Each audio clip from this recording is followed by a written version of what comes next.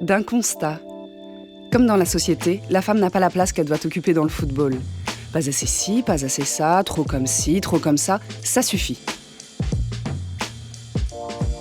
Sont nées des questions.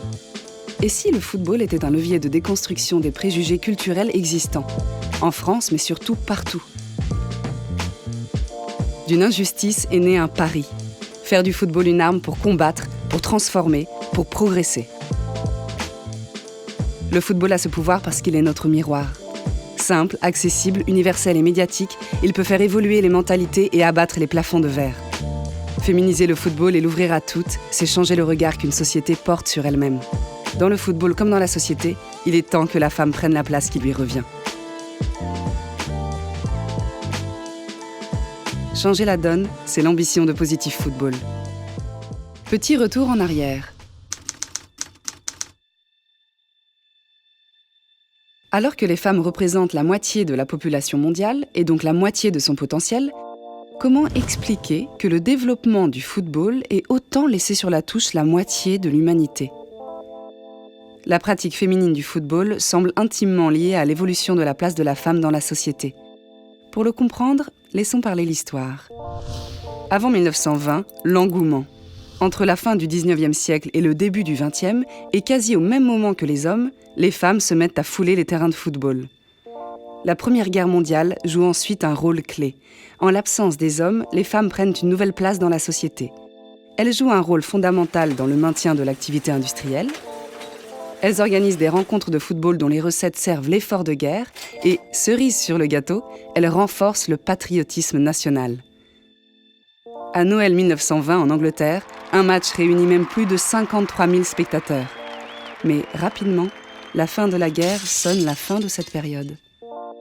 1920-1945, la désillusion. Les préjugés ont la peau dure, on le sait, et ne tarde pas le moment où certains contestent aux femmes toute velléité d'émancipation sociale et culturelle, prenant rien de moins qu'un retour au foyer et au fourneau.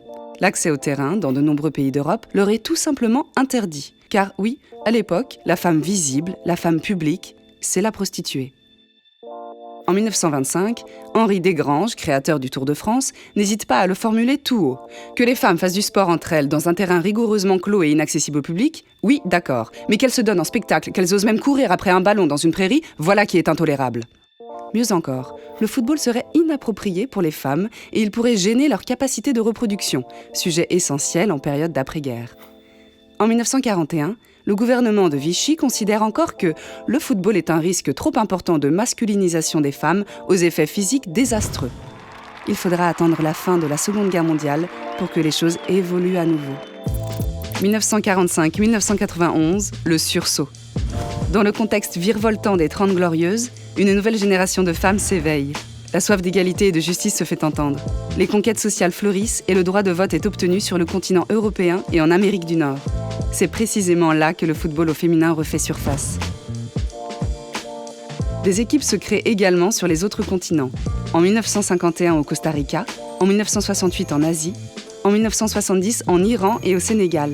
C'est dire la dimension universelle d'un phénomène qui va se cristalliser dans les années 70-80 par la création des premières compétitions nationales et régionales. 1991-2018, le grand réveil. La première Coupe du Monde de 1991 est un tournant. Organisée en Chine, elle voit s'affronter 12 équipes sous les yeux de plus de 500 000 spectateurs. Les mentalités des différents acteurs évoluent, les lignes bougent, enfin. 10 faits marquants, porteurs d'espoir. 1991, premières éditions féminines des Copa América, Gold Cup, Cannes. 1996, Florencia Romano fait une grève de la faim en Argentine pour faire valoir son diplôme d'arbitre. 1999, les rencontres féminines sont enfin toutes officiées par des arbitres femmes. 2002, la FIFA crée une Coupe du Monde féminine U20. 2009, Céline Dirsek crée Ladies Turn au Sénégal et rend le football accessible aux femmes jusque dans les villages les plus traditionnalistes. De 2013 à 2016, le football institutionnel nomme des femmes au cœur de ses instances et la FIFA souhaite doubler d'ici 2026 son nombre de pratiquantes pour atteindre les 60 millions. 2015, record d'audience sur les réseaux sociaux. 28 millions de personnes ont suivi la Coupe du Monde, plus de 679 000 abonnés Twitter et 982 000 abonnés Facebook sur le compte officiel des Coupes du Monde féminines. Finale de l'Euro 2017, 4,1 millions de téléspectateurs, soit 82,7% de part d'audience sur la chaîne hollandaise NPO1. 2018, 615 matchs internationaux sont disputés, soit 3,7 fois plus qu'en 1991. Des écoles de formation de jeunes femmes se créent partout grâce à des initiatives citoyennes. Pour la première fois depuis 1979, les Iraniennes ont pu pénétrer officiellement dans les stades. 2019, l'équipe féminine américaine intente un procès contre sa fédération pour discrimination sexiste institutionnalisée. Football au féminin, et maintenant ? Unissons-nous pour un football au féminin plus juste et plus universel. Décloisonnons la pratique pour la dynamiser comme jamais, en équilibrant les ressources et les structures sportives à disposition pour une pratique équitable dès le plus jeune âge. Ce qui était pensé et organisé avant pour les garçons doit l'être aussi pour les filles. En investissant et en renforçant la formation de toutes les actrices du jeu, joueuses, arbitres, entraîneuses et dirigeantes. Donnons de l'écho médiatique au football au féminin pour lui donner enfin toutes ses lettres de noblesse. En renforçant l'effort de médiatisation par la création de nouveaux canaux de promotion pour rendre plus visibles celles qui le sont trop peu. En faisant émerger les nombreux modèles féminins qui existent et qui inspirent déjà, mais encore insuffisamment. Faisons du football au féminin un véritable outil de soft power pour servir la cause féminine. En développant des indicateurs de suivi pour en terminer avec le gender washing et libérer toutes les envies.